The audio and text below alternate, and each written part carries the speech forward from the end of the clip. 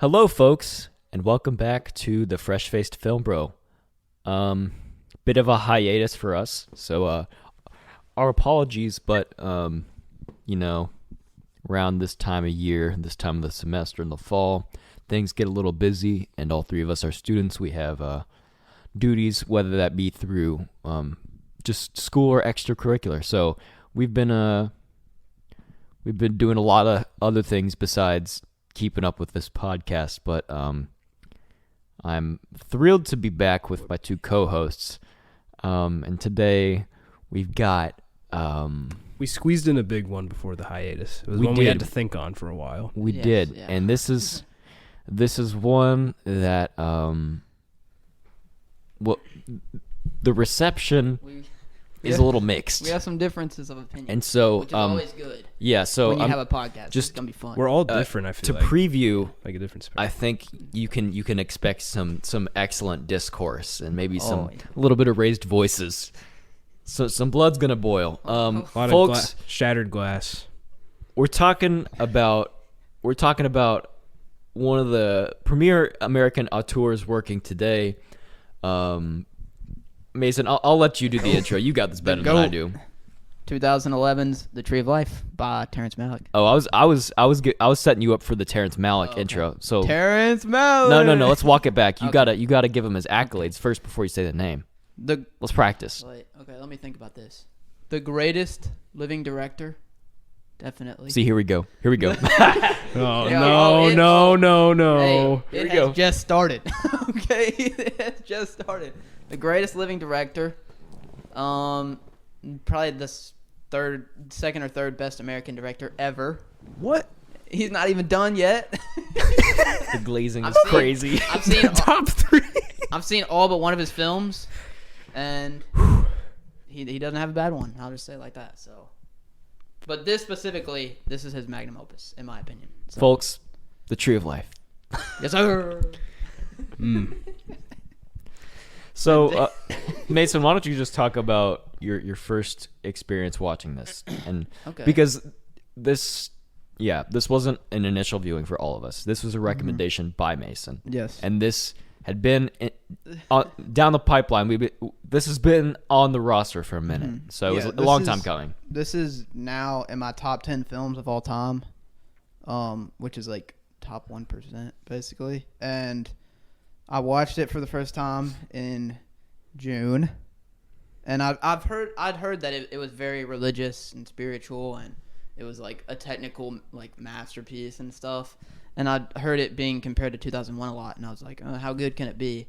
And then I watched it, and I was just blown away. I didn't really know what anything meant. I didn't really have any grasp on the narrative or the story, or really what was going on. I was still confused a little bit about the sequence of things.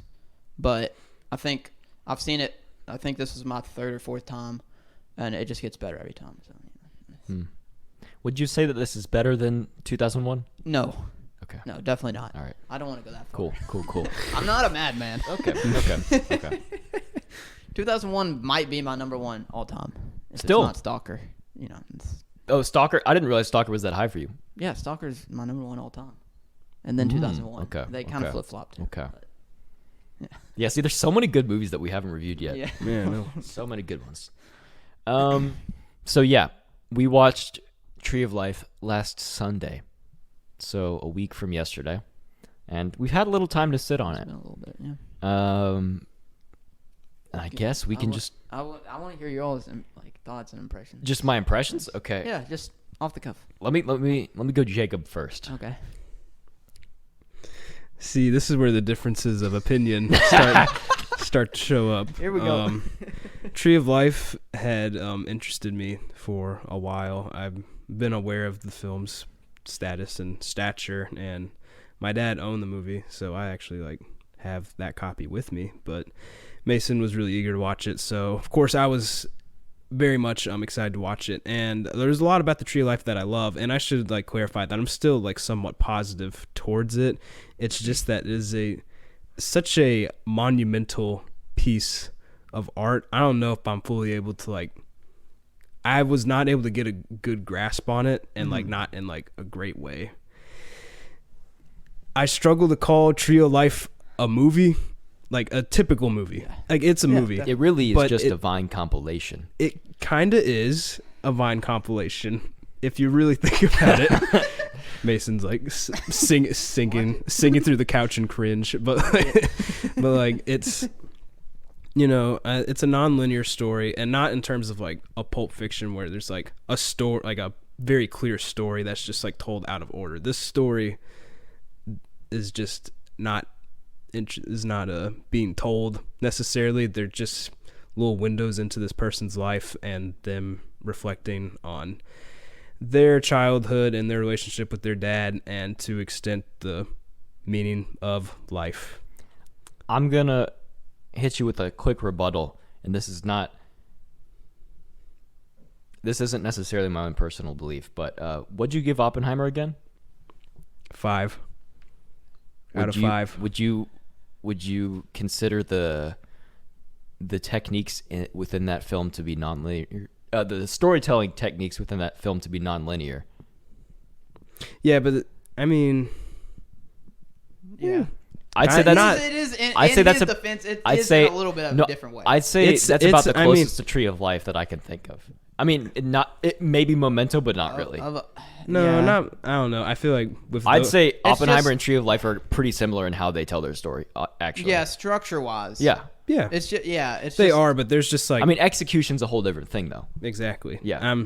No. The presentation like is pretty similar. Yeah. Like how they like like where they like where both those movies start, but like but then everything else. When I refer to like the story of Tree of Life, I'm not necessarily referring to like what those order of events are. I mainly just mean like the actual like narrative between the son and the father, because there's not much you learn or like take in.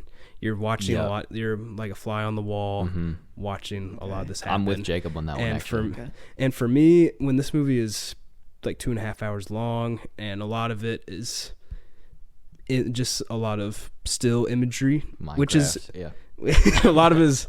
We haven't even gotten to the whole dinosaur aquarium IMAX sequence. If you know, you know. Yeah. There. I don't know. I respect a lot about Tree of Life. I think it is a technical marvel. I think the score and soundtrack selection is so well used. But the story was nothing for me to really latch into. And I feel like maybe once I'm in an older stage of life, this is something that could really hit home. But for now, I'm left scratching my head and kind of saying, why? Yeah. Okay. Ethan? Honestly, there's not too much that I have to say following Jacob's analysis. I think I agree with most of what he said. I think my biggest problems with the Tree of Life, first of all, before problems, I got to give it its due. Mason said that this is the most visually striking film of the 20th century. 21st century, excuse me. It's 2023. I disagree. I think there are not plenty, but I think there are at least a few better looking films that have come out in the last 23 years. However, I would say it's in the highest tier. It looks fantastic, especially for its time. Aside from the CG dinosaur, I think it looks great, and the direction and cinematography is very good. A lot of the movie does work. I feel like you can't. I mean, it's almost a fact that the movie is convoluted. It is biting off so much. It is trying to do so much, and it sacrifices itself narratively because it tries to you're like put in the perspective of this guy who's like reflecting on his life, and like, I mean, but the movie's told like how you would remember something, and you're not going to remember all the details. But you miss but you miss opportunities for character. No, I agree with growth you. I'm and depth when you take a 40-minute hiatus for Blue Planet 2. You know what I'm saying? Yeah. Like, and there's nothing wrong with that. I think that was a very interesting risk to take. But I'm not sure if it was. I don't know. It didn't affect me. For you, it was a weird detour. It was a little. I think it's really neat. It's just it felt a little clunky to tie it back in. Yeah. I think that's a good way to put the film. Just kind of feels clunky because you do start off with like sort of the main like grief that happens in the film, which we're going to go ahead and just like start with the story. But like this guy's during his childhood, his brother dies, and he's.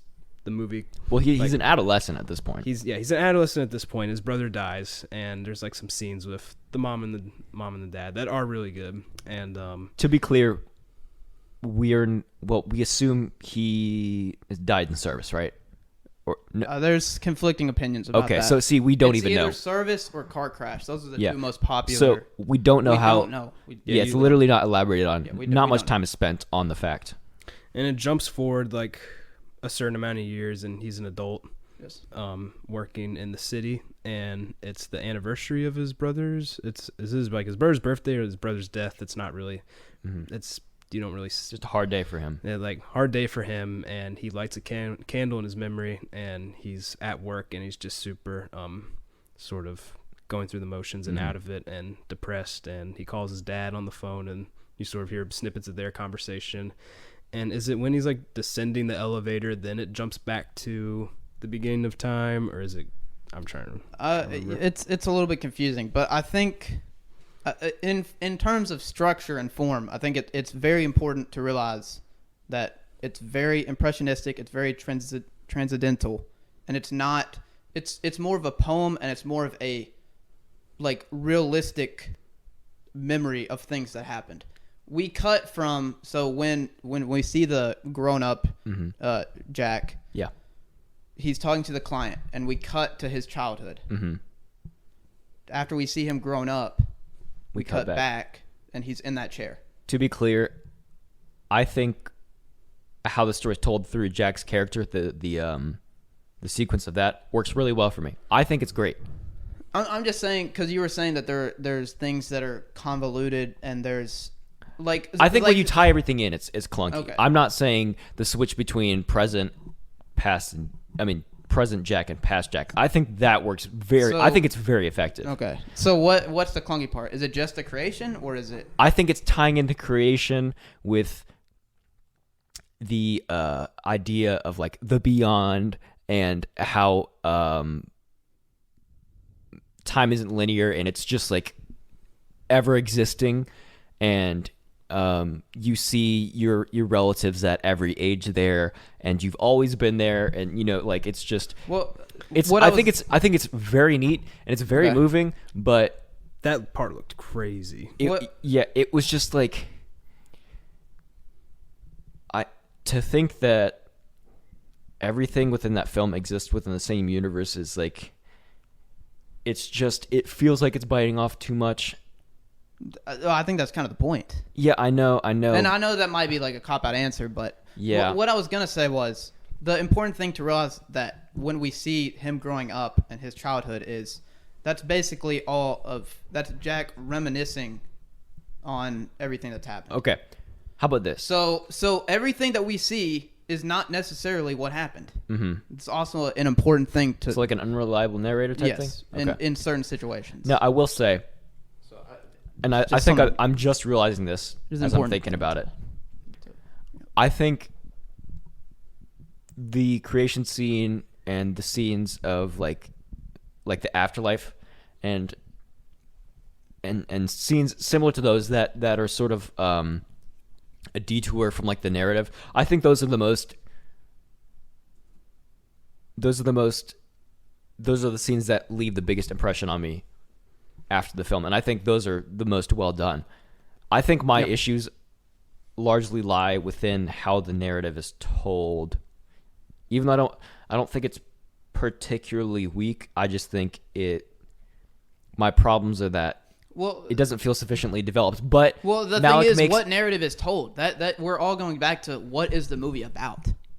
Like, what is like to say something like, oh, this character wasn't developed well in this movie. I don't think that applies to this movie in any way, because it's a realistic story. It's Malick documenting his life. I don't know if Malick lost a brother. He had two brothers. He lost a brother at 19 that committed suicide. And he grew up in Texas. It's literally just Malick's life. So I feel like when you start to put kind of narrative, like if you like pigeonhole it into narrative techniques, it's just not going to apply. If that makes sense. Well, you're just not gonna like find an answer. Maybe what you're saying. Yeah, you're just gonna It's autobiographical to the point of so if you were to say, I don't like how the father acts, I don't like why there's no focus on the other brothers, I don't like the voiceover, stuff like this. I think that's just kind of silly to think about in a way for this movie. But that's basically encompassing everything within the film. So then that doesn't leave you any room to critique anything. Do you know what I mean? If you start putting on if you start putting caveats on oh, this is autobiographical, oh, this is yes, to an extent, but also it is a creative body of work that is subject to tweaks in not almost every adaptation of an autobiography is going to have some creative liberty taken, right? Yes. And so I think that applies to Tree of Life, and I'm sure that Malick did. My point is that just because it's based on a true story doesn't mean it's void of criticism within its narrative. I'm not saying that at all. I'm just saying it seemed like you all were kind of almost... It feels like you all have a real problem with grasping the narrative. Oh, no, I understand it just fine. Okay. I just think it's not super strong. Understanding, but just the strength of it. Yeah, I understand it, but it's just so loose. Yeah, it's and just in fragments to the point where I feel like I'm just sort of sitting there tapping my toe. But see, that's what I'm trying. Other than the creation sequence in the end, obviously, what I'm trying to say is it's a loose story, and it's in fragments because it's basically just memories. I think if there's a more compelling protagonist and we kept the structure of the transcendental stuff, this film would be leagues better. What do you mean? Elaborate a little bit. You keep the afterlife, you keep the creation sequence, and you give us a story. Not to say that Malick's life, I'm not trying to invalidate his experience, but if there was a richer narrative, I think this film would be excellent. But the reality is that I just don't Jack's. I mean, it's interesting. There are a lot of great scenes to watch about him growing up, him being with his siblings. There's a lot of sweet moments that I could relate to as someone. He was likable until he tied a frog to a rocket. Yeah, and then shot it. I don't know, and I didn't love Brad Pitt's character. I understand. I'll let you talk about what that symbolizes in a second. I mean, but there's a lot to go. Do we want to go into that, or yeah? Because the creation segment comes first, and we can talk about that. But okay, if we want to talk about, what do we want to do? Sure, let's talk. Well, let's talk about his parents, just because we're on the topic. Okay, so I think this is said in the beginning. The kind of Jessica Chastain talks about grace versus nature, and I think that basically every single thing we see in the movie is either a symbol of grace or nature. The two greatest examples of this, Mr. O'Brien being nature, her being grace, Mrs. O'Brien being grace. She says that grace doesn't try to please itself, accepts being slighted, forgotten, disliked, accepts insults and injuries. Nature only wants to please itself, gets others to please it too, likes to lord it over them, to have its own way. It finds reasons to be unhappy when all the world is shining around it. I think that it's not hard to kind of immediately recognize that those are the two staples of the film. And I think that you see this when, Mrs. O'Brien, she's she's never like around nature. Mr. O'Brien's usually always working with his hands on the ground. He's in the garden. He's in dirt. Mm-hmm. That's representing nature. Mrs. O'Brien is usually standing up. She ascends in the one scene, representing that could be representing a lot of things. That is cool. I feel like that is representing nature and kind of. I didn't notice that. Yeah. And kind of a grace of. There is a lot of symbolism. Elevating. And that could also be how Jack views like his mom, and how like she's kind of elevating over the father, and he has more, and he just loves her more, positive connotations around that. Yeah. But yeah, I think like that, because I think that you were saying that like it's kind of simple to have like, and like stereotypical to have like Mr. O'Brien just be kind of stern and stuff, but it felt a little mailed in. In one right, I think that's probably how Malick grew up. I mean, yeah, I was just gonna say it felt like a little cliche, like nuclear American family, where like the dad is like abusive and the mom is like, I don't know. But that kind of goes back to like if that was Malick's sort of life enabling. growing up and that was his experience, then if it's cliche, it's cliche. But if he's writing his story, you know what I mean? I'm not like, that's true. That shouldn't be a cop out for everything. That's not what I'm saying. But one of my favorite scenes in Tree of Life is I don't remember like where this falls exactly, but I'm pretty sure it's right after there's a big fight at like when they're eating breakfast one morning, and it's like later that afternoon, and Jack's on a walk, and he's walking past a house that has that has like all the windows open, and he's watching a husband and a wife like have a really bad fight that was probably worse than the one that his mom and dad were having earlier in the day. And so yeah, you could say that the like Brad Pitt's character is cliche, but I really loved how they like portrayed their relationship, and the stuff like where he like really wanted to be like a musician, but sort of like that was cool. Is like swept up in the, like sort of the 9 to 5. He's swept up in that 1950s factory economy and is not really able to at the plant. Yeah, he's at the plant. He's not really able to make bangers, so he's just kind of bitter. Yeah. And doesn't want his son to fall in the same trap, but he only uses FL in his free time. Yeah, so yeah, I don't know. He's got a YouTube channel where he makes trap beats. For me, there's nothing really to complain about, like from a technical or like how Malick presented stuff in Tree of Life, because I respect it highly. I think for me, I struggle with patience in films sometimes, and this is the ultimate test. This is a litmus test for patience, and some parts I was really into it, and there's a lot of segments where I feel like there's so little happening from scene to scene, because there's fragments like that, like the fight scene and him walking past the family's house, that I'm like really into it.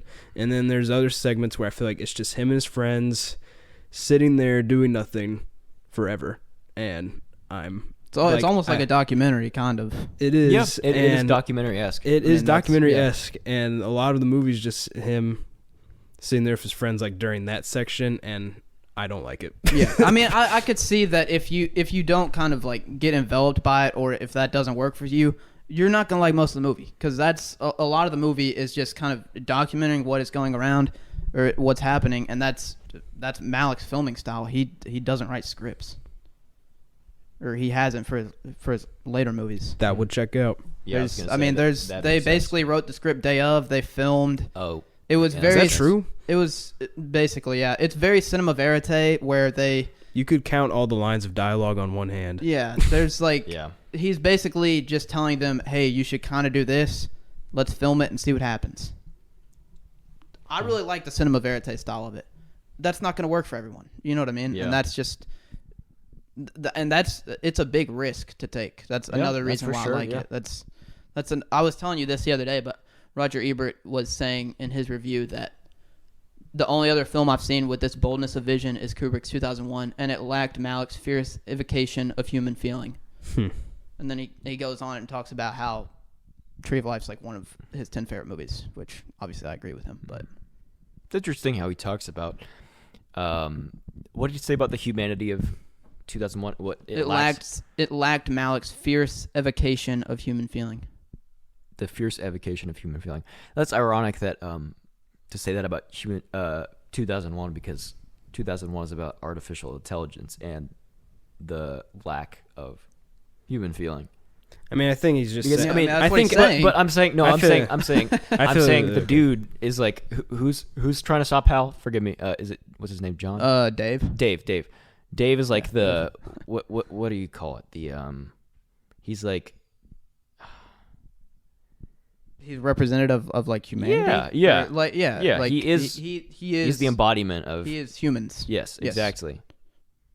That word's gonna come to me. I'm very mad that I haven't. Okay. I think Roger Ebert's just saying like Tree of Life is strictly about feeling. It's He's the vanguard. It's about yes. Okay. Let's go. Is that's a word? Yes. Okay. Yes. Okay. But no, I think Malick is saying that. 2001 is strictly agnostic. Kubrick talked a lot about that. Mm-hmm. He's Kubrick's agnostic. Mm-hmm. He made. That's where you see the similarities of Tree of Life in 2001 coming into play, not only from a technical side, but I think a little bit from a narrative side, because 2001 is experimenting with kind of existentialism. Mm-hmm. Is there anything out there? The creation of the world. Mm-hmm. What's next? What's the future? Baby. And I think, big baby. I think that Boss baby. Hans Zimmer. Now I like where this is going. Hans Zimmer.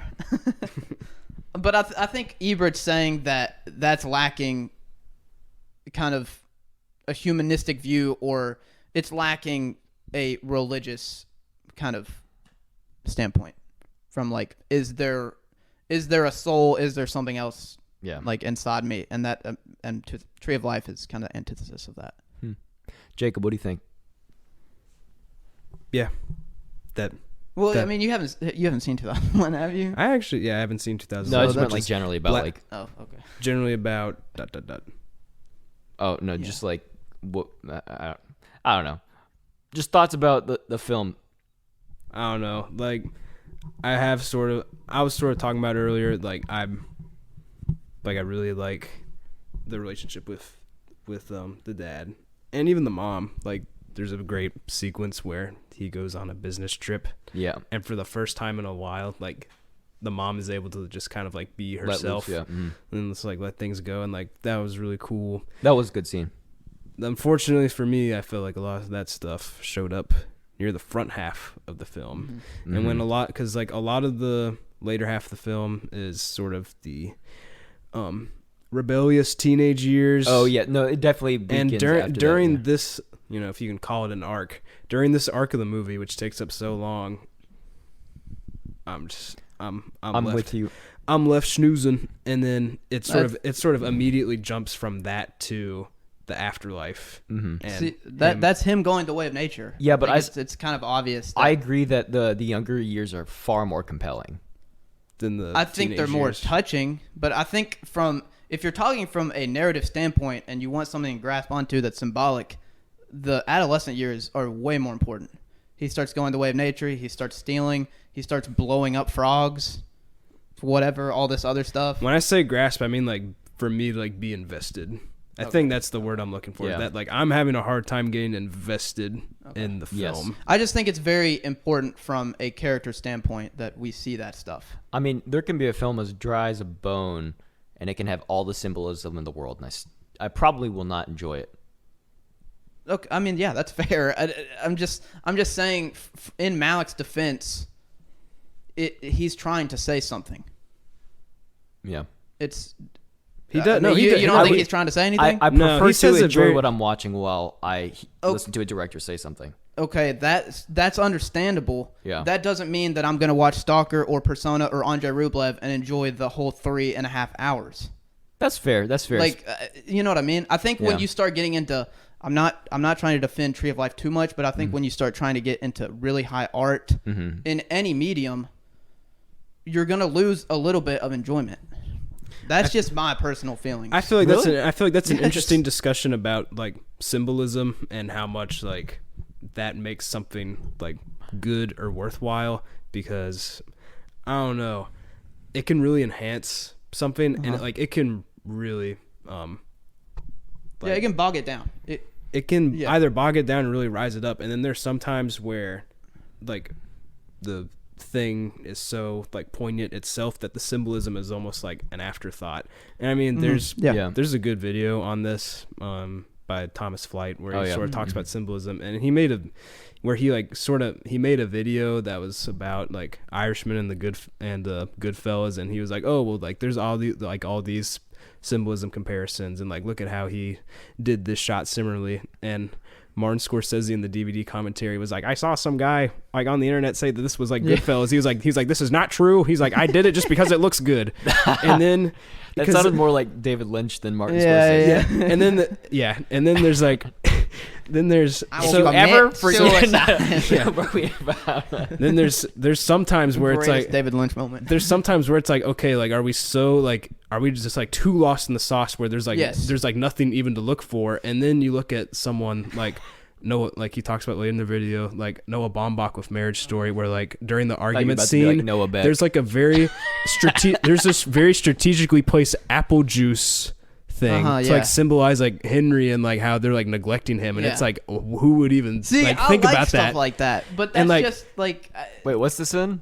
Marriage Story. Marriage Story. You know the argument scene in Marriage Story? Yeah. There's an apple juice box that is like very much in the frame, and Noah Baumbach in like a video of Vanity Fair was like the apple. It's like the apple juice like represents their son that they were just ignoring. Yeah, no, but exactly. That's so deep. I think that we are very easy to kind of degrade high art symbolism in modern day film than we are to someone like Hitchcock. That was like 60 years ago. Or Bergman. I think or Tarkovsky. I think both of your points about how we interpret high art are great. I agree with both. I think one high art that. Okay, wait. Can I say something? Can I say something real quick? We're going. I think. I like this though. I like this. I mean, Tree of Life kind of encompasses like this in general. I think this is a very important discussion. And there's not much to. I mean, there is a lot to talk about the film, but really, like, I feel like the more important discussion lies in this. The point there is no plot. The point that I'm trying to get at is like symbolism can really like give something a lot of life or really bog it down. But for me personally, I feel like something has to be good like on its own to like where I don't even have to think about symbolism and it'd still be a good movie. I mean, look at Parasite. That movie is chock full of symbolism about our modern day society. You could show Parasite to anyone who does not want to think about something like that, and they will still love the movie because it's that good. Yes. Or Tree of Life. You can't like just sit down and be like, I'm going to sit back and enjoy this one. Yeah. That's a good point. In the same way. And there are certain directors that are really good with that. They teeter the line of enjoyment and like knowledge. Yeah. Like I don't know how else to phrase that, but I'd say yeah. Well, I'm gonna say this really quick, and I'm gonna get back to my point. With Persona, I'd say 80% of the symbolism in that film flew right over my head. That said, I think it's brilliant and I love it. I don't think you have to. Well, that's why you have multiple viewings. That's why you read literature around the body of art. And I mean that's really where like that's when you grow to love a piece of art is like not usually after the first viewing, but in the subsequent viewings and in the research, like in the how it like moves you and how you think about it, sort of just throughout your day-to-day life. And I'm not trying to say that I understood a lick of the symbolism in the Tree of Life the first time I watched it. That's not why I liked it. I want to make that clear. That's not why I liked it. But what was it like your first time? Tree of Life. I mean, you said it was like powerful, but like I don't know. I was just blown away by like Lubezki's cinematography. I don't. Oh, he's so good. Like he's the best living DP. Definitely. I mean Hoyt. Yeah. Hoyt okay. too. Yeah. Definitely. Okay. I don't know. Okay. I mean, I guess Deakins is living, so I don't know. Like he's still kind top of three. Too, so, yeah. Birdman and The Revenant are like some of my favorite movies. So Yeah. when I saw like similar like lens techniques in Tree of Life, I was geeking. There were two takeaways when I first watched Tree of Life. Three. I loved the spirituality of it. That's just a film that's going to like work Speak on to you. me. Yeah. And I also related to it a lot. I have two brothers. Two, blown away by the cinematography. Thirdly, we're thinking hard. Thirdly, I think that the like almost the like Ebert says, the boldness of it, which it's not going to work on everyone. It doesn't have to work, but dude literally just went balls to the wall on this. Yeah. There is no holding back, and I love that it's different than every other piece of art, every other piece of film that I've ever seen. Yeah. There's nothing you can really compare it to. Nope. I think that speaks volumes about the kind of originality to it. But anyway. Yeah, I think that's fair. Yeah, to your point about high art, you said that we often, or we at a certain point, you sacrifice enjoyment, and I'm trying to. Certainly. I'm wondering, is there a barrier to entry at where we're at? And through exposure, we break through that and we just immediately enjoy it and appreciate it for what it is. Or is there always sort of like a little twinge of, this is kind of weird. I don't know how much I love it, but I'm just going to say it's great because it's high art. And it can still be great. It can still be amazing. Yes. But I think we grant passes for stuff that is high art in the name of it being like high art. Do you know what I mean? Yes, but I think that it kind of goes the other way too. If I had watched this film or Mulholland Drive or Stalker, something like that, 10 years ago, I would have hated it. Yeah. I wouldn't have said, ooh, this is weird. This seems like high art. This is amazing. You know what I mean? Yeah. So I do think that, I think this goes back to the core of what art's purpose is. I feel like my personal subjective view of art is there's two reasons for art: enjoyment and informative, I guess. Yeah.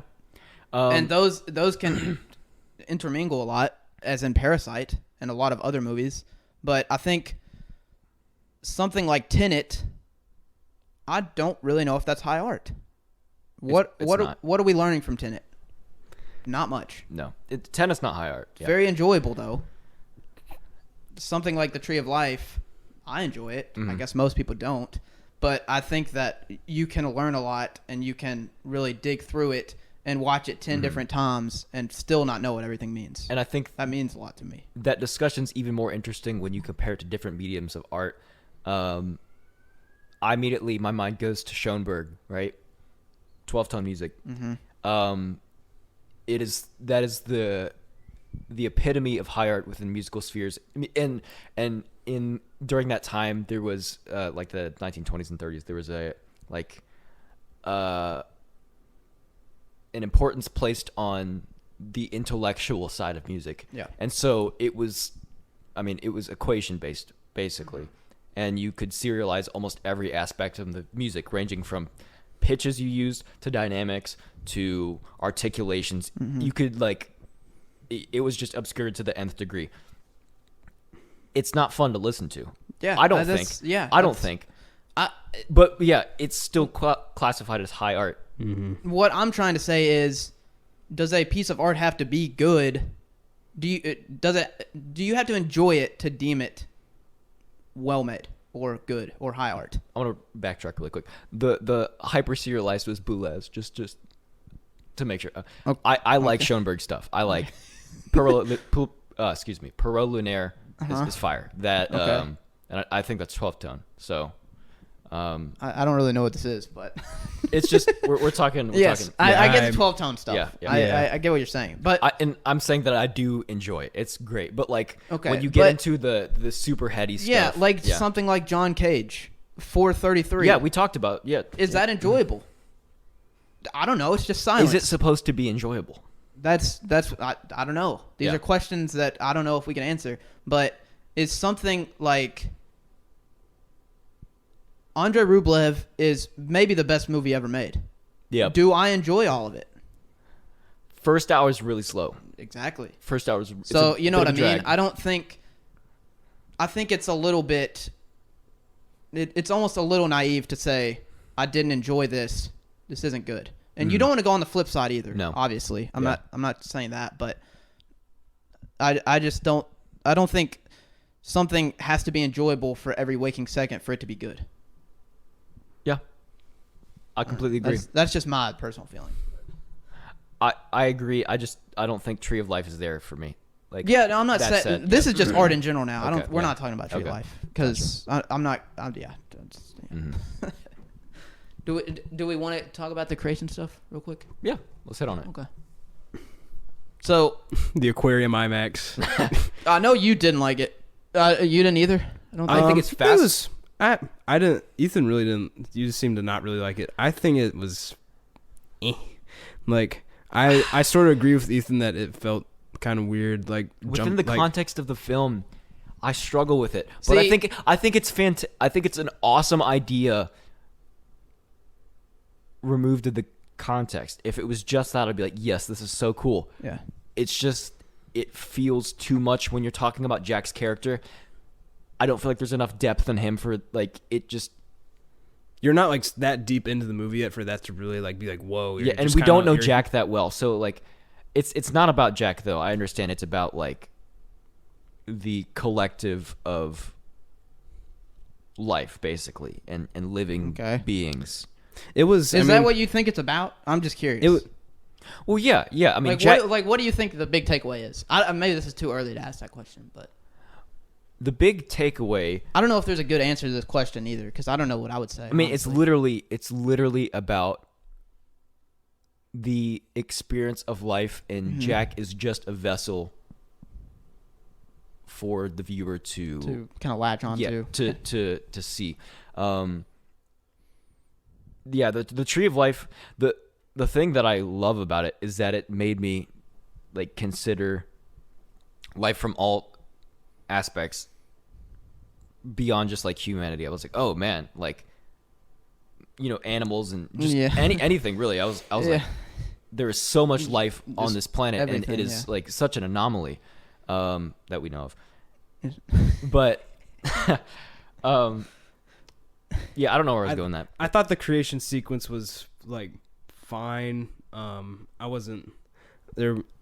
It didn't go on for like too long, in my opinion. And it has some of the best imagery and it has some of the best like cinematography amazing. and imagery in the whole movie. So like every other shot, I was like saying out loud, like wow. Mm-hmm. Yeah, but I've talked about this a lot. This is something that I learned like in film class, and this is something we talked about with Decalogue 1 is first and last image. Mm-hmm. The first thing we see is some sort of a quote from Job. Okay, yeah. Chapter 38, verses 4 and 7. Where were you when I laid the foundation of the earth, when the morning stars sang together and all the sons of God shouted for joy? I think it all goes back to Job. Obviously, I think the quote does help tie in the creation scene. Yeah, you're right. I think that Job details the creation of the earth. Yeah. Job talks about a Leviathan. Yeah. I think that it's very hard to contextualize, but I think it could have been shorter. It's only 20 minutes. The creation scene? Yes. That's way too long. It's a 2.5 hour movie. 20 minutes is not that long in a 2.5 hour movie. I'm just being blunt. I don't think 20. Detour. I don't think 20 minutes is. That's an long. entire episode of, like, It's Always Sunny. It's Always Sunny. I was gonna say, or like Phineas and Ferb. but if that's like 2 episodes of Phineas and Ferb because they do like 12 or 11-minute episodes. Yeah, bro. If the movie is about the whole of creation and God's role in that, how are you going to spend 2 minutes on the creation of the earth? You have to see every form of life and how that comes into existence. If Dr. Doofenshmirtz can trap and free and lose Perry the Platypus twice times before the creation ends, it's out. Too long. That's how I measure things, in general. So, I just if an entire half of college basketball can be played in the time but the first you all were first. At first, you all were saying that you didn't understand why it's in, and now you're saying it's too long. I don't. So anyway, bada bing, bada boom. Do you understand? Like, do you have a problem with it being in the movie, or do you have a problem with it being too long? Both. Okay. Well, no. I think the Job thing is without a doubt with Job, gives a structure for why that's in the film. I'm going to walk it back. Okay. With Job, it is acceptable in the movie. Okay. It could be condensed. Okay. It could be a lot more concise. The film could be more concise. Very hard to condense the creation of the earth. That's I mean, that's a thought. Malick did it in 20 minutes. I'd say that's condensing it. I mean, what, exactly. He's how already many billion condensing years it. old What, is the universe? Like I don't understand. In a 2.5-hour movie, if you have a creation of the Earth sequence that you've been working on for 10 years, I don't understand why you would make it 2 minutes or something. Why do you make them graphics on the PS2, bro? Yeah. I'm just kidding.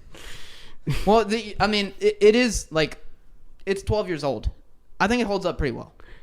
I'm not gonna sit here and defend the dinosaurs and stuff, but it's very hard to make a live action Leviathan.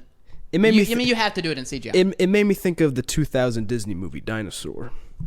Okay, that's just disrespectful. What?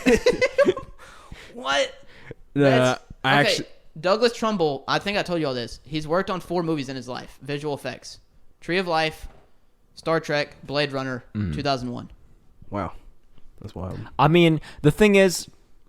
Also, the dinosaur sequence is a minute I really don't have a problem with the dinosaurs. Like, really, I was gonna say, creation of the Earth. It looks I'm able to like give it a pass. Like, honestly, and like you can, usually they'll make up with lighting whenever the CGI is bad. That's like just a common animation technique, and I honestly enjoyed how weird the dinosaur models looked because the lighting on the dinosaurs were so dark that they were just like trying to cover up like how like janky it was, and for me that was a little funny and I enjoyed it. So the dinosaurs is good. Okay. And the creation sequence, really not my big gripe with the movie. I mean, I understand why it was there and it was neat. It was cool to look at. I'm not sure if, down rewatch it. I'm sure if I saw that in the IMAX at the aquarium, you have a lot more pixels to look at. Yeah, that would be crazy. And then that change right up there with the Penguin movie I saw last time. But like, I don't. David Attenborough. What were you gonna say? I forget. I don't know. About the dinosaurs. What was I gonna say? I was just gonna make a joke about the Scopes trial or something. Oh, okay. I don't know. I was like, when Malick brought the Scopes trial into it, he was doing too much. I don't know. Whatever. Oh, okay. I think the juxtaposition of the creation of Earth and a little small family in rural Texas. What? The explosion of frogs. Yeah. And the tree of life. Yeah. What if he's sad because he's a serial killer? That's like serial killer behavior. I'm just kidding. But like, he shouldn't have gone the way of nature, bro. That's all I'm saying. What if Tree of Life is a prequel to Joker? Ooh. If you think about it, that movie took place in a society too. And the Earth had to be created as well. Mm-hmm. There had to be dinosaurs before there was Joker. Pain. Joaquin Phoenix would have played a great Jack because he looks lost Terrence in like Malick, every movie if you he's are in. listening, I sincerely apologize. Do you think that verse of Job exists in the universe of Joker? Do you think they have Bibles in the universe? Joker is Job. Oh my gosh. Bro, Job is the best book of the Bible. Argue with the wall. Okay? I mean, I liked the Job verse. Well, I mean, it's someone dies, and you have to realize how to grieve. Welcome back to WatchMojo.com. Top 10 Bible verses. Oh my god! I'm trying to say something. Oh, we need that. Compare this movie's connections to Job to something like A Serious Man by the Coen brothers. Yeah. Because I haven't seen that movie. It shouldn't even be a discussion. I love the Coen brothers. That's their worst movie, and I really want to get around to it because it's just not. I don't think it's a very good retelling. Is that a hot take? I feel like it's a hot take. That's just their worst movie. That good. It's a hot take that it's his worst movie for sure. Yeah. Okay. I don't think it's very good. I think that people are a little lukewarm on it, but I wasn't sure if it was because I know some people that like it. It's hard to retell Job. Right. I mean, it's easy to be like, oh, someone died. How do you grieve? Yeah. And then you fall into existentialism and why we exist. Mm-hmm. But it is seriously hard to do that. So I don't want to like degrade the Coen brothers or anything. But I think it's way better done here. I'm going to email them and tell them what you said. What? Coen brothers? I'm going to tell Malick what you all said. I don't care. Okay. That's just disrespectful. Terrence, I do something called standing on business. Yeah. You heard everything I said, Mr. Malick. Yeah. Love you, bro. I guess that's about it. No. Yeah. Wow. I tried to defend it, but I didn't prevail. We shot the bolt. No. This was bad. I'd say This you did is a bad episode. No, I'd say you did a very good job. What's really funny is that I just feel bad, bro. We shouldn't have even watched it. No, dude, it's a Jeez, bro. No, it was a good discussion. Yeah, We just there's a lot. It was interesting. all respects. No, You can never really get to everything. in all seriousness. Okay, That's true. all the respect to Terrence Malick for taking the creative risks that he did, because I agree with you.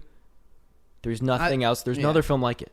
It is like it's very 2001, yes, but it's hard to be vulnerable, and then a lot of people are gonna point at you and laugh. A lot of people are gonna boo at at Cannes. Yeah, at Cannes they got booed, It won the Palme d'Or. and it got booed. It got booed. People walked out. There's been tons of stories about And how De Niro was the head of the jury, and like he announced the winner. And I'm trying to read his quote. He said it won Palme d'Or because it, quote, had the size, the importance, the intention, whatever you want to call it. does that mean he didn't like it? I don't know, I don't know. but most people at But Cannes I'm just saying, it. like, he was the head of the jury and it won, and he was just kind of like, it's certainly ambitious. It's a lot, yeah. You know you've done something when the high art people at Cannes are booing your film. That's okay. You know what one I more mean? thing. One more thing. That's like That reminds me. I think it's very crazy. ambitious. Let's talk about high art, and I want to ask if there's a necessity for us to be able to step back from that, and if high art necessitates like a gap of time before it's properly digested and interpreted within its cultural context. Can we recognize high art as, I don't know, My of immediate the best, answer it's to better? my immediate answer to that is, can you understand it to its max immediately? Absolutely not. And I agree. Yeah, no I agree. way. I I mean, agree. it's And so that strengthens your argument for sure. yeah. Like about like what? About sitting on Tree of Life and Yeah, for repeat sure. viewings? For Yeah, sure. I mean, I I might come back in 10 to 15 years and be like, Mason, you were right about Tree of Yeah. Life. That's the greatest film ever I mean, made. hopefully. Yeah. I mean, and I'm open I want to that with Tenet too, Jacob. I'm open to We'll get I there. want everything. Yeah, we'll get there. But I think I do want to rewatch Tree of Life. now there Like I are do. movies like Amazing Spider-Man 2 where you just know it's perfect off the get-go. Yes. there are movies like Andrei Rublev or Parasite where you might not fully understand it, but you have to be like, yeah, that's it. Like that is it. Like that's just a I don't good- think Tree of Life is like that. It's not like La Haine. You're not gonna bow down before it immediately. Even though if you watch La Haine, if you watch it, you're not gonna understand it after one viewing. You're not. You're not gonna understand it to its max. I've seen it 3 times. I don't understand all of it. You know what I mean? That's the great thing about great movies. And it's because those movies, like, those are like the stories themselves are just so tight, Jacob, that they like. But then Tree of Life is just so abstract. I Yes. cannot wait to watch La Haine with you. Dude, I know It is. But see, after all the fuss. that's what I'm trying to get at. It. That's the biggest proponent I have for Tree of Life is I feel like Malick could have played it safe and made a movie More straight. kind of like a 2001 that's more traditional, and everyone would have been like, oh my gosh. No one would have been booing it at Cannes. I feel like 2001 is the exact opposite of traditional, especially when you consider it within the context of when it was. I mean, what, 68? Not all of it. Not all. Well, of maybe his, not. 2001 is not a good example. Maybe I don't know. Not all of his movies are like Tree of Life, right? I mean, not like kind of self-indulgent. I mean, yeah. The Thin The Red scale Line probably not, right? Well, Scale's not as no, large. Yeah, The Thin Red Line is a classic war movie with existentialism in it, but it doesn't have weird editing. It doesn't. It's linear. It's not abstract. It's not really abstract. No, not at all. Yeah, that's interesting. I was just curious. I wonder if there's any visual art that inspired Tree of Life, because there's because music is often inspired by visual art. I mean, you know, granted, the Impressionist period wasn't inspired by and I could be wrong on this, but I don't believe the Impressionist period in music was inspired by the Impressionist paintings. I think they were just likened to it because the colors and textures, the vagueness of like the harmonies and the tonal centers were similar to that of like the vagueness of the picture. So conversely, I don't know if Malick saw anything visually and decided to base it off of that. I know that he was inspired by the Bible. I know he was inspired by Dostoevsky. I know he was inspired by St. Augustine's Confessions. But that's all literature. Yeah. So visual I'd love to look into art. that. I don't know. Yeah, if that is even a thing. I'm sure it is for cinematographers, but like for directors, if visual art moves them, and then they're like, oh, I know how I want to shoot my film. Also, obviously, classical music. He's a huge classical music fan, so that's why it's all the needle drops are great, riddled throughout. Yeah, I think the music's amazing. Some of the cues are done by the longtime composer for Kieslowski, the guy that did Decalogue 1. Fun fact. That's cool. Yeah. Yeah, the little flute. I don't even know the melody. True Life really does have one of the best Criterion covers. Yeah. Just FYI. Side note. Good. It's crazy. Much better than the DVD I own. Oh, yeah, that cover is awful. It's whatever, I guess. Not the worst. Okay. Not the worst one I've ever So I want to wrap up this discussion. Yeah, I think we're good. With a question. Oh, my. Is it about high art? Yes. Is it actually? Yes. No, I'm gonna ask each of us to make one prediction about something that we view as high art, preferably in the medium of film, that is gonna be like lauded as, I don't know, the gold standard in 20 years. Ooh, that's interesting. So let me get my letterbox. Yeah. Like open. from here we can. If there's too much dead air, we can cut it. Certain no parameters. year. No parameters. No. Well, okay. Well, let's say in 50 years. No, let's say, but it Like had to be movie of made the last, since like, 5 years? 2010. Is that fair? Oh yeah, that's Okay. that's good. Dude, I've got one immediately off the cuff. I mean, I'll say this. This is pre-2010, but Do the Right Thing. I think that movie is better now than it was in '89. It already has. Jacob, if you like Do the Right Thing, I've got a little something for you. I hope you like La Haine. You're gonna feel the pain that I felt with this if you don't like La Haine. Oh no, Jacob's gonna think La Haine's the greatest film ever made. Yeah. I think you would be very hard pressed to find really anything wrong with La Haine. It is. I've studied. Thrilling. that bathroom scene. I think about it all the time. That is one of the best scenes of ever. The ending. That's not maybe the hyperbole greatest either. I mean, you have Andrei Rublev, and then you have La Haine, like the top two. Hey, everyone out there, go watch La Haine. Yeah.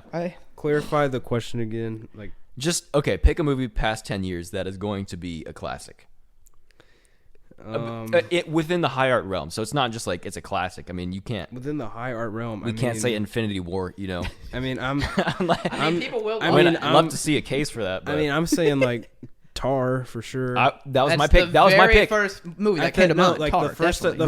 Were we all on the same page? Because I was. Yeah. Tar was my pick. I've got some other ones. Well, my personal favorite. I mean.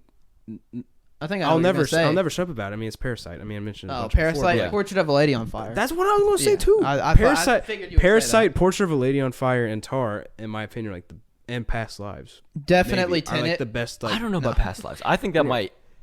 I'm not sure. I can't speak on Past Lives. I think it'll age great. I just don't think. I'm looking at what I've watched recently, so I don't know, but like I'm just saying. I don't think the high art. I don't think there's enough auteur substance in it. Does that make sense?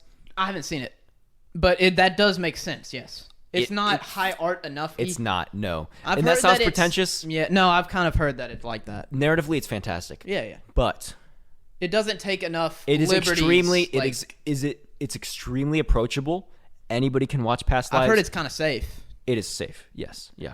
That's. I think Tar's the pick. I think that the final scene is gonna date it.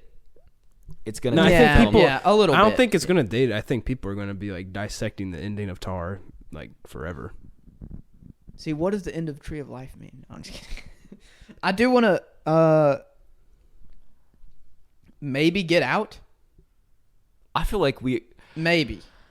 I'm not fully sold on that, but that is high art enoughy. High art enoughy. That doesn't make sense. I heard enough. I heard enough. Jordan Peele put his whole. Easy. Do you believe in God? We went from that to that. Another one, Uncut Gems. Oh, definitely. Okay, hold on. Definitely. So Uncut Gems. I saw Uncut Gems on my list, and I was thinking that film is nearly perfect. Now, Yeah. I don't know if there's enough. Like, is there enough auteur style within the Safdie brothers' direction to classify it as high art? Yes. See, I think there's a lot more in Uncut Gems than people give it credit for. It's not just this anxiety-riddled story. I think there's a lot going on there. Okay, so because Uncut Gems, it was Tar and Uncut Gems for me, honestly. Yeah. Yeah, I definitely Tar. Uncut Gems. I mean, for me, Tar, Portrait of a Lady on Fire, Parasite, and Moonlight. Moonlight is very Barry Jenkins. I gotta watch Moonlight. Moonlight is very auteur. I feel like. If Bill Street can talk, it's a good one. Yeah, and I feel like Moonlight easily fits the bill. Yeah, another good answer. Phantom Thread. Phantom Thread. I was looking at Phantom Thread too. I think that could age exquisitely. I think that's already cemented as a classic. It just feels so timeless. It's so you good. could have told me that movie dropped in 1950. I mean, not really because the way it looks and modern technology, but that story could have been told. That film is incredible. Yeah, it could have been told at any point. I love the questions, and then I just give movies. I love that. We need to do a Q&A. Yeah, that's gonna be fun. Wait, I feel like I had one more. Honestly, I'm just kidding. What'd you say? I said her. I do not like her. I'm just gonna air that out. I'm not the biggest PTA fan, but I think basically any PTA could, I could go back on PTA in 50 years and be like, oh yeah, he had it. He was the guy. Oh, I think he definitely Scott has Pilgrim being studied. Oh yeah, it will be. Yeah. Oh, good. See, this is where the It world took has him come 32 takes. Yeah, no, it took them 100 takes for him to land the box in the trash can. Yeah, Yeah, When he I was throws it watching backward. I saw that the other day. bloopers literally yesterday. Yeah. Okay. I enjoy Tree of Life more than Scott Pilgrim. I'm just gonna say that right now. Ain't no Ended on way. that. I mean, But I just want to get the blood boiling a little bit. Is there a vegan in Tree of Life Is there with mystical powers? Yes, the dinosaur. you're right. Well, we don't know if they were omnivorous. Yeah. That is a good point. Okay, I don't want to speak for my dinosaur friends. I'll just Yeah. It doesn't have the greatest actor. Or it doesn't maybe- have the greatest actor, Lucas Lee. I'm going for the Oscar this year. Hey, Chris Evans, man. Go you chill gotta my love him. Yeah. Winnie. Good bleeding about Winnie. Oh, that is a great line. That's a great line. Man. Okay. Okay. Yeah. Longer discussion, but That was heavy. do we want to just I don't know. I'm down to do a Q&A. I don't know. We could probably do one over break. Just like a Like we over did- Thanksgiving break, or We over mentioned whatever? whatever, yeah. we did mention doing for those listening who stuck with us all the way through next episode killer ? Maybe. Yeah. Yeah, definitely. So- We need to watch that. Yeah, let's do it. I'm we're- itching to watch it. Yeah, I may have taken a little sneak peek on Netflix the other day, and I was like, just for No. for 30 seconds, and I was like, Jacob. I was like, Jacob. I was like, it's kind of good. Jacob. It's kind of good. I was like, I'm looks not kind of gonna good. lie. Can't even lie. Hitman, you gotta love the Hitman movies. But yeah, That's Fincher in his bag, bro. so I'm we'll telling probably you, it's gonna be post on Instagram or something about it, but it'll be on us to make a thing for y'all to respond to for some Q&A stuff, but that's a good idea. Let's try to do that. So listeners, be thinking of some questions that you have. We're also I hope they're all good. like Don't troll ask questions. me my favorite movie. yeah Q&A episode and another more interactive episode that's down the pipeline for a few months, but we're going to do an Oscars reaction of some kind. That's So gonna go crazy. And then should we talk about the season finale? Oh, Bachelor in Paradise, maybe. No, I wasn't. I was thinking. I thought we were gonna do season finale was gonna be a live reaction to Amazing Spider-Man 2. Oh, Well, that yeah, live commentary. okay, Yeah, of we course. also have Bachelor in Paradise. We also have season I, review. I think we're wanting to do a season recap of Bachelor in Paradise. Mason and I have been watching, This- keeping up. Jacob has not seen it yet, but we're trying to get him to get on the. yeah, I Podcast have has extra degraded reason to from jump film. on now. Talk about high art, Bachelor in Paradise. Dude, that's rivaling Malick. Mm-hmm. It is. Mm-hmm. Dare I say surpassing Malick. Wow. What a statement. He wishes, bro. He wishes. Hey, those B-roll shots of the crab, it's better than anything Malick ever did. That's creation right Crab there. on The beach. same shot. Yeah. Oh my gosh. Okay, well. Folks, thank you so much for tuning in. That's about all we got. Hope you enjoyed this discussion. Get ready for the Q&A. Killer's next episode, hopefully. Yep. Any other closing comments? Happy Thanksgiving. Happy Thanksgiving. Yeah. Be pondering, Gobble, gobble. Be pondering your orb and thinking about existentialism. Yep. This holiday season. Someone say it. Wait, I want to say one thing first. Okay. Please watch Tree of Life more than once. Okay. Someone say it. Roll that outro music. Roll that outro music.